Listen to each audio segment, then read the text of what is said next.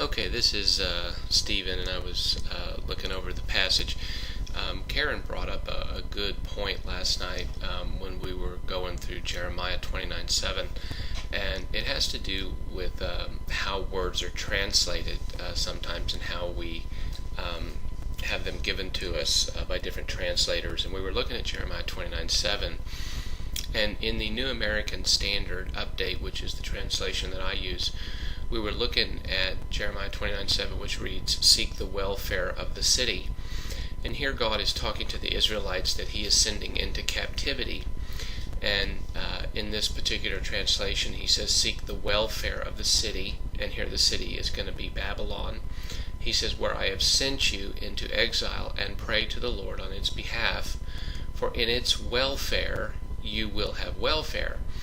And there was a good point that was brought up that the word welfare is the Hebrew word shalom.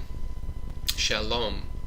And it's a word that we commonly translate as meaning peace, or to have peace.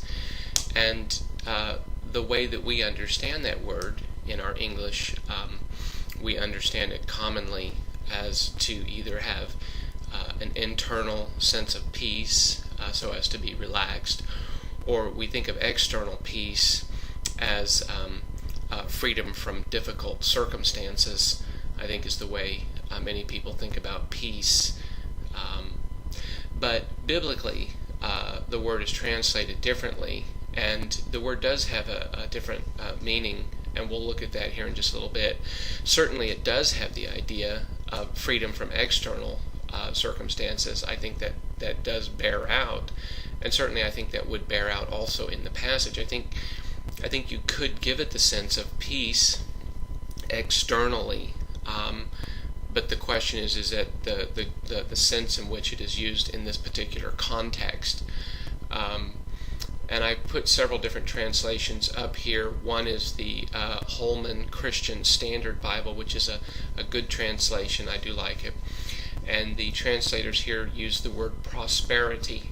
And it says, in here they translated the same word. In the first part of the sentence, they said, "Seek the welfare of the city." And it's the same Hebrew word, shalom here and shalom here. But notice they translated it two different ways.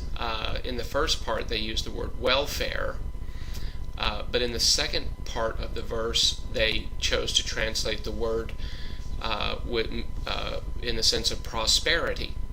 So they took the same Hebrew word and translated it two different ways. So in the first part, they said, "Seek the welfare of the city I have deported you to. Pray to the Lord on its behalf, for in its prosperity you will prosper."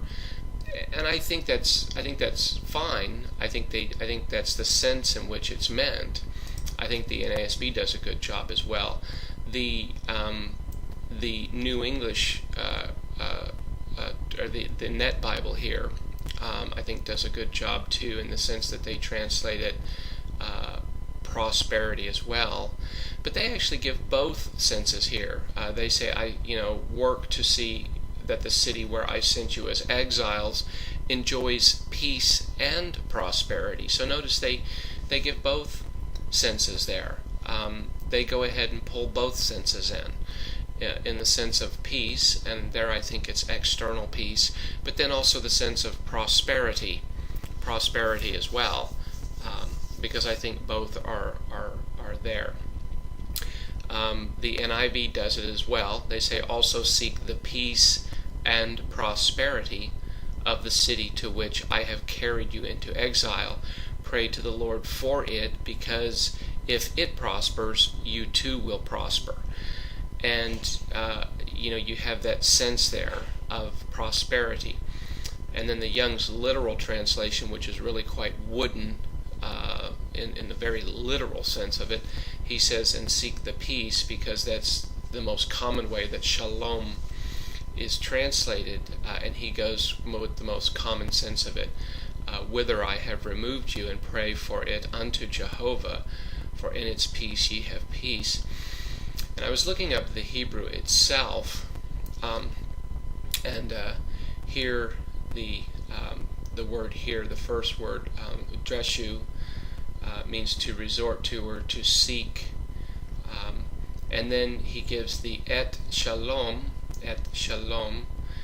and here the idea of it is to have completeness, soundness, welfare, or prosperity. And notice over here in this, and I'll expand this out a little bit more so we can see this, we see the idea of the meaning of the word is to be whole, to being whole, to be intact, to have prosperity, peace, again is a common meaning for the word, but the word has a range of meanings, and again context always determines meaning, and one has to ask in what context is the Lord using the word shalom in Jeremiah 29:7. In what sense does he mean it there in that particular context? And here the word can mean prosperity or success, intactness or wholeness. It can mean well-being or a state of health.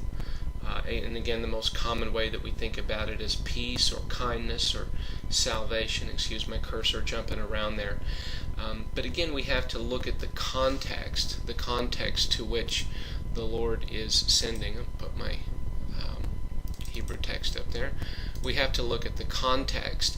And here I think he's sending them into captivity. And, he's telling them to go there and to build houses and to live in them and to plant gardens and to eat their produce. And I think he's talking more about physical prosperity, because he's talking about building homes and planting gardens and eating produce.